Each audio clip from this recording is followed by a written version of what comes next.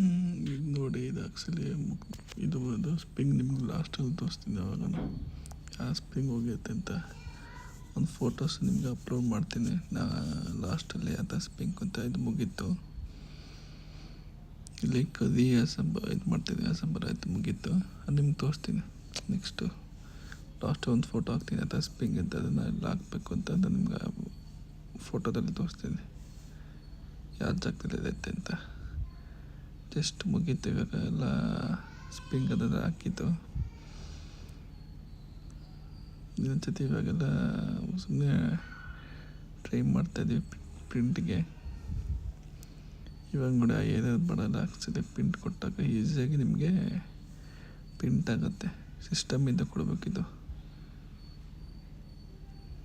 ನೋಡಿ ಇವಾಗ ಅದು 8 ಬರ್ತಾಯಿಲ್ಲ. ಮುಂಚೆ ಅದು 8 ಇತ್ತು, 1 8 ಇತ್ತು. ಇವಾಗ ಪ್ರಿಂಟ್ ಕೊಟ್ಟು ನೋಡ್ತಾ ಇದ್ದೀವಿ.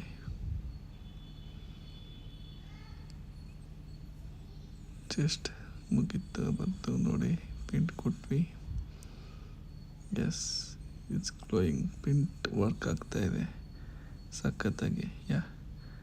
ನಿಮಗೆ ಸ್ಪ್ರಿಂಗ್ದು ಅದು ಇಲ್ಲಿಂದ ನಿಮಗೆ ಲಾಸ್ಟಲ್ಲಿ ಒಂದು ಫೋಟೋ ಹಾಕ್ತೀನಿ, ಅದು ಅಬ್ಸರ್ವ್ ಮಾಡ್ಕೊಳ್ಳಿ. Thank you for watching. Support and like. Thank you.